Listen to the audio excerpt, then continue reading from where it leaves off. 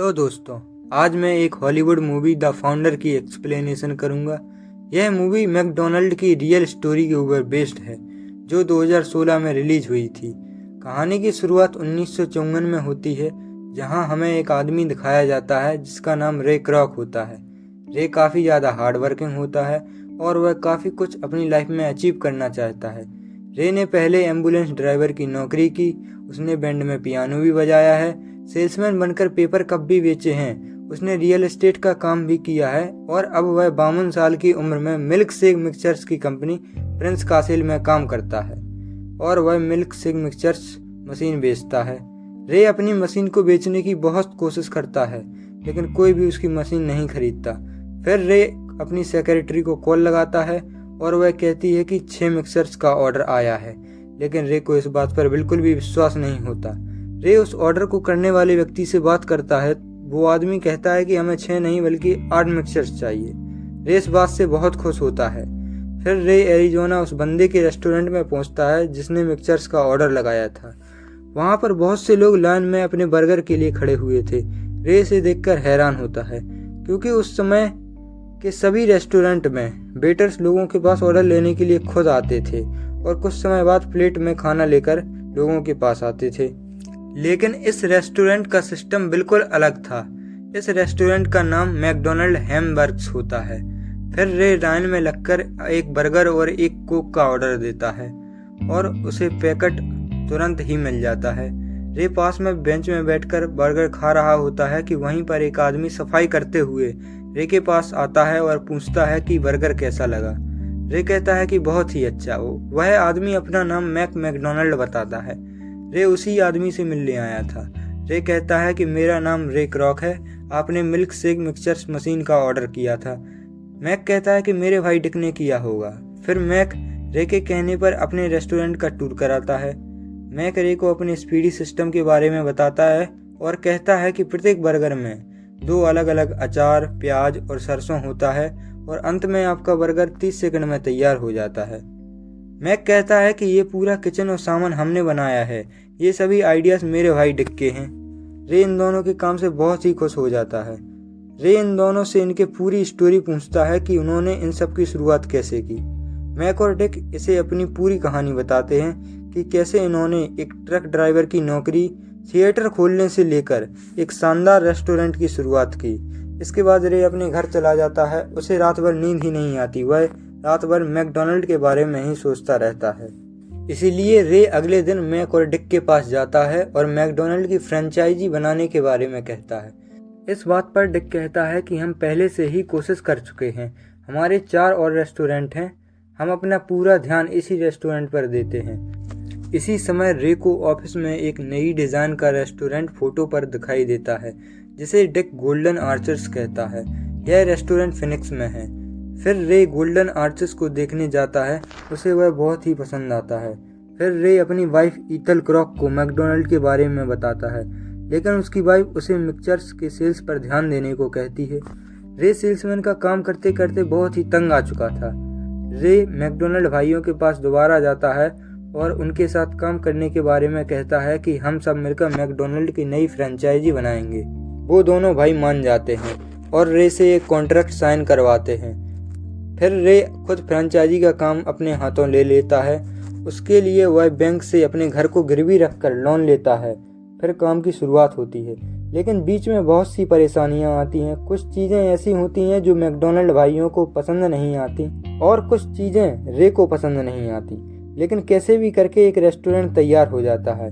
रे अपने रेस्टोरेंट का पूरा ध्यान रखता है और रेस्टोरेंट बंद होने के बाद रे खुद वहाँ की सफाई करता है। एक दिन रे अपनी वाइफ के साथ डिनर पर जाता है और वहाँ पर सभी लोगों को अपने बिजनेस मॉडल के बारे में बताता है और अपनी फ्रेंचाइजी लेने के लिए कहता है। फिर मैकडोनाल्ड भाइयों को पता चलता है कि रे ने 1 महीने में 3 फ्रेंचाइजी खोल ली हैं।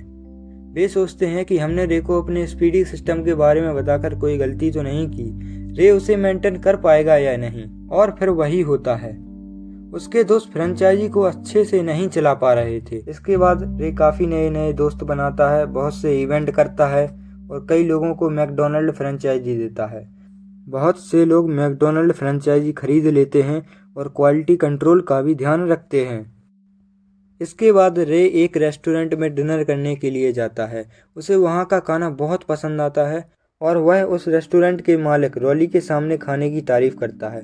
रॉली को भी रे के बारे में सब कुछ पता था, इसलिए रॉली कहता है कि उसे भी उसका काम पसंद है और वह भी मैकडोनल्ड रेस्टोरेंट खोलना चाहता है।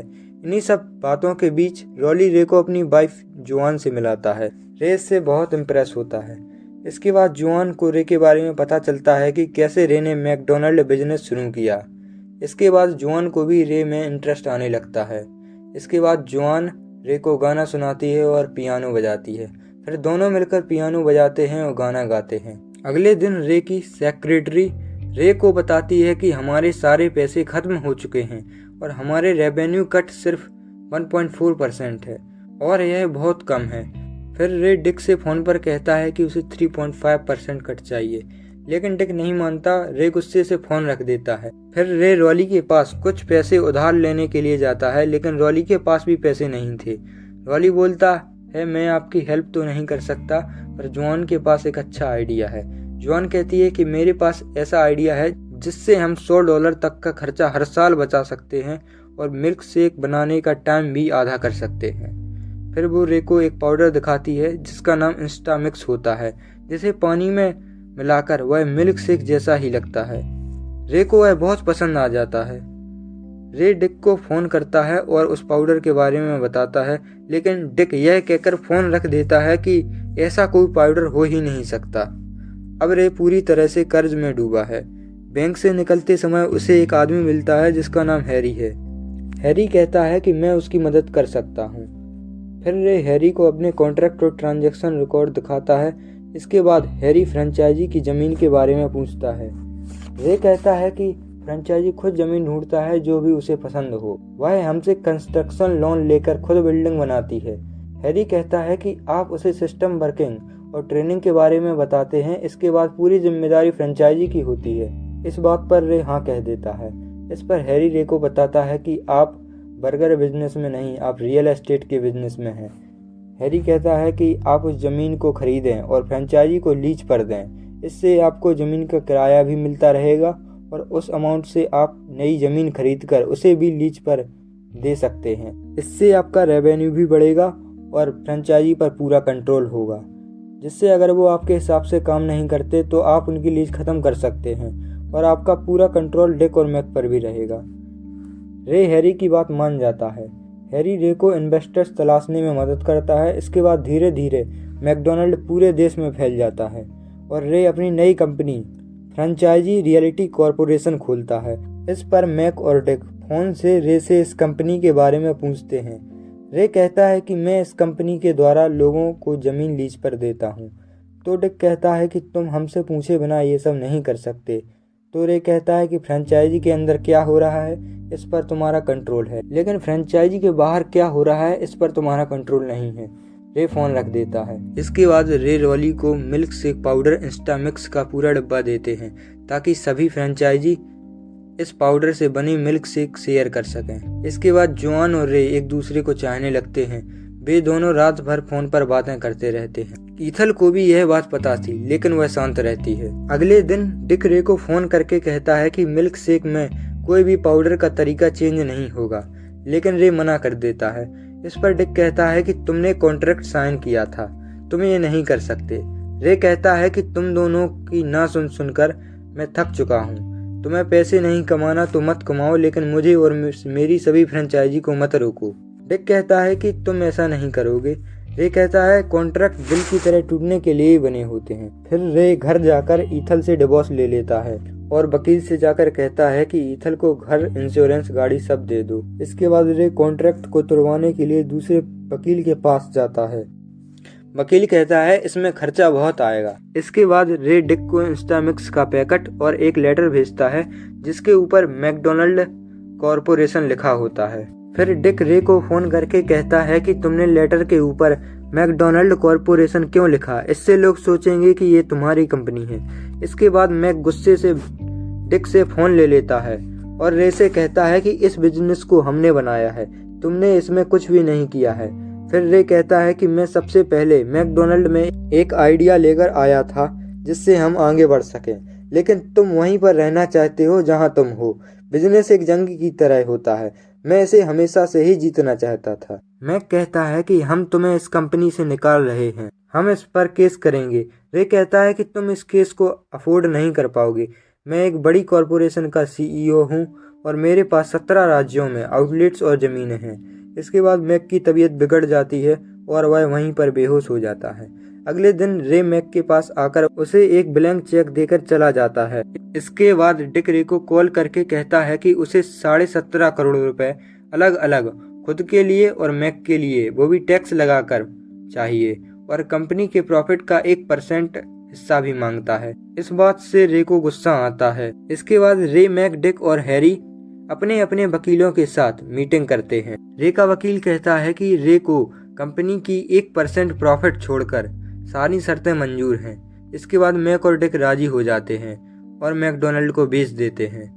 फिर डिक रे से मिलता है और पूछता है कि हमने तुम्हें सब कुछ बता दिया था, तुमने हमारा आइडिया कॉपी क्यों नहीं किया। रे कहता है कि कोई भी रेस्टोरेंट स्पीडी सिस्टम की वजह से इतना फेमस नहीं होगा जितना कि मैकडोनाल्ड हुआ है। मैकडोनाल्ड अपने स्पीडी सिस्टम की वजह से फेमस नहीं हुआ है, मैकडोनाल्ड फेमस हुआ है अपने इस स्पेशल नाम की वजह से। बाद में रे ऑडियंस से कहता है कि आप सोच रहे होंगे कि कैसे एक 52 साल के बूढ़े आदमी ने इतनी बड़ी कंपनी खोल दी जिसमें 16,000 रेस्टोरेंट 50 स्टेट में और 5 दूसरे देशों में हैं, जिसके साल का रेवेन्यू 4,400 करोड़ का है। कामयाब होने के लिए केवल एक चीज की जरूरत होती है और वो है जिद। दुनिया की कोई भी चीज जिद की जगह नहीं ले सकती। जिद और मजबूत इरादों के साथ इंसान जो चाहे प्राप्त कर सकता है। और इसके बाद दिखाया जाता है कि रे जोआन के साथ शादी कर लेता है और इसी के साथ मूवी खत्म हो जाती है। तो दोस्तों, ये थी मैकडोनाल्ड की कहानी कि कैसे रे क्रोक ने इतना बड़ा फूड एम्पायर खड़ा किया। अगर वीडियो अच्छी लगी तो वीडियो को लाइक, शेयर और चैनल को सब्सक्राइब कीजिए।